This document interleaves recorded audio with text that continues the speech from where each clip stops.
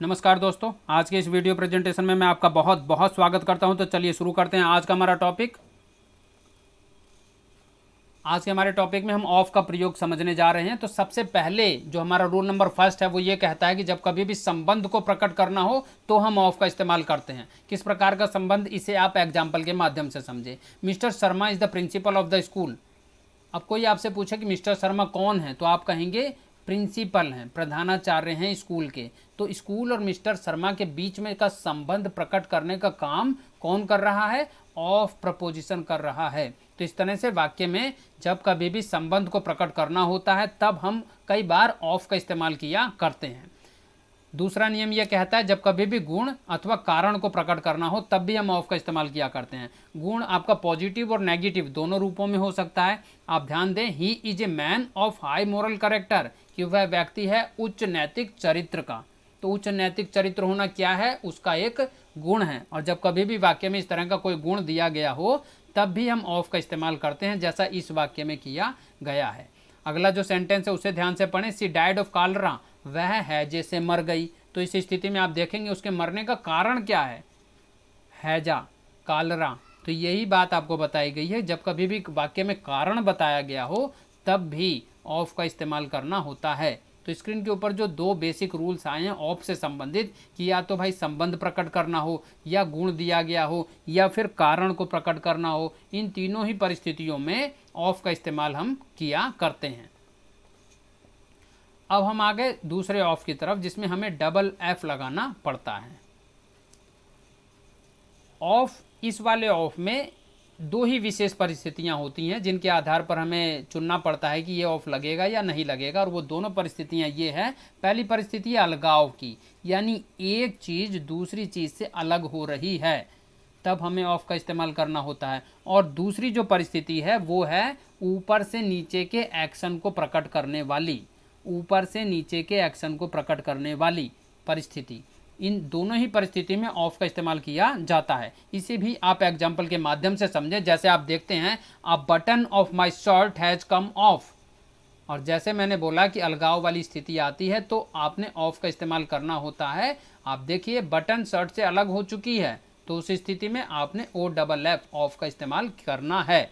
ऐसे जो हमने बोला ऊपर से नीचे का एक्शन हो, तो आप देखें ही फेल ऑफ द स्टेयर्स, वह सीढ़ियों से गिर गया। तो ऊपर से नीचे की स्थिति एक्शन आया, उस स्थिति में वाक्य यदि आता है तब हमें ऑफ ओ डबल एफ का प्रयोग करना होता है। तो आशा करता हूँ ये बेसिक सा जो रूल आया है कि जब कभी भी अलगाव की स्थिति हो या ऊपर से नीचे के एक्शन को प्रकट करना हो तो हमें ऑफ को लगाना होता है, आपको समझ में आया होगा। आगे बढ़ते हैं, फ्रॉम का प्रयोग समझते हैं। देखिए किसी स्थान से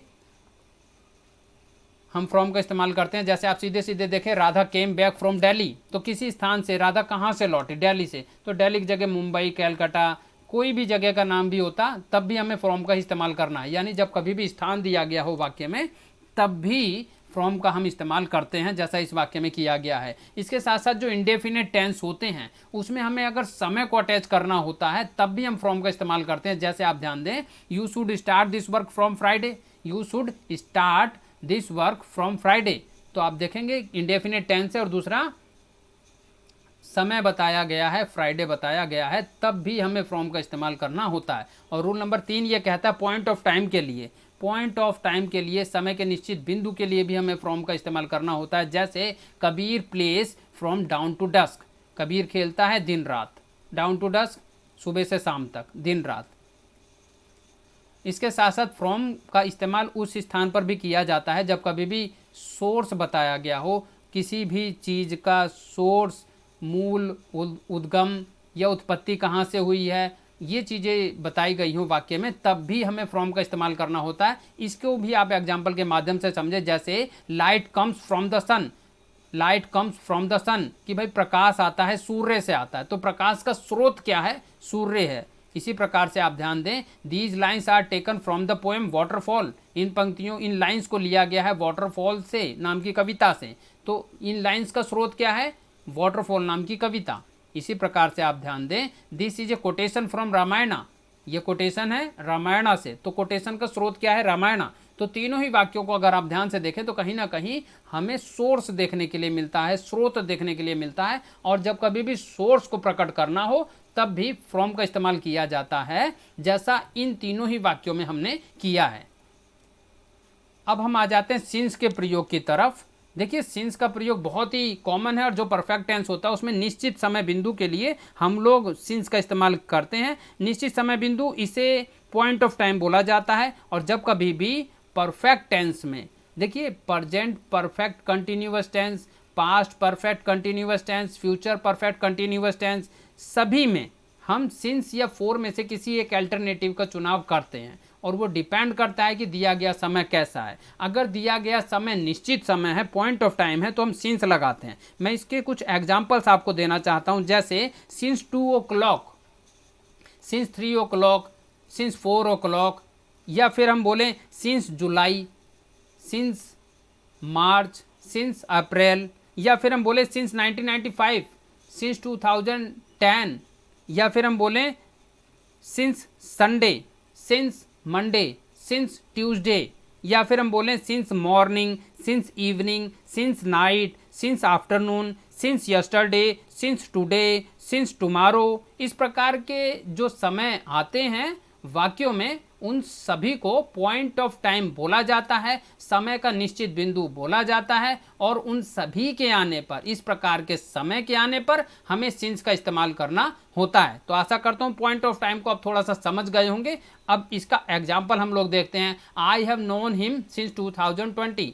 तो आप देखेंगे 2020 से मैं उसे जानता हूँ, एक निश्चित समय बिंदु है, इसलिए सिंस का इस्तेमाल किया गया है। या फिर आप देखें, जैसे हमने बोला, अगर जनवरी फरवरी मार्च भी आता है तब भी आपने सिंस का इस्तेमाल करना है। I have been reading in this school since February last, कि मैं फरवरी लास्ट से इस विद्यालय में पढ़ रहा हूँ। तो इस तरह से जब कभी भी पॉइंट ऑफ टाइम आएगा, निश्चित समय बिंदु आएगा, तो आपने सिंस का इस्तेमाल करना होता है। तो आशा करता हूँ सिंस का प्रयोग आप समझ गए होंगे।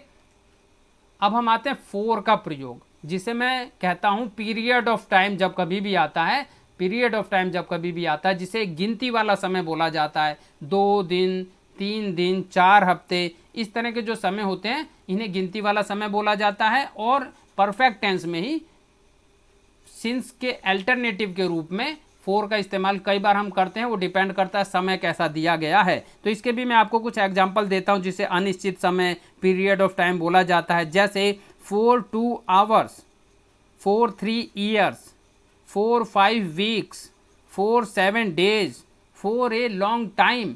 तो ये जो मैंने आपको समय बताया, ये सारे के सारे कैसे हैं? गिनती वाले समय हैं, अनिश्चित समय है, पीरियड ऑफ टाइम है, और इन सभी के आने पर भी हमें फोर का इस्तेमाल करना होता है। He has been living here for 2 years। तो जैसा मैंने बोला, देखिए 2 years क्या है? गिनती वाला समय है। तो इस स्थिति में भी हमें फोर का इस्तेमाल करना होता है। या दूसरा एग्जांपल आप देखें, He has lived in Delhi for 10 years। देखिए 2 साल आया या 10 साल आए, कुल मिलाकर गिनती वाला समय आया दोनों ही वाक्यों में, तो हमने टाइम को अटैच करने के लिए वाक्य में फोर का इस्तेमाल करना होता है। और दूसरा नियम यह कहता है, एक वस्तु के बदले दूसरी वस्तु लेने के लिए भी फोर का हम इस्तेमाल करते हैं। ध्यान से समझ लें आप, एक वस्तु के बदले दूसरी वस्तु लेने के लिए भी हम फोर का इस्तेमाल करते हैं। जैसे he bought a nice car for 2 lakh.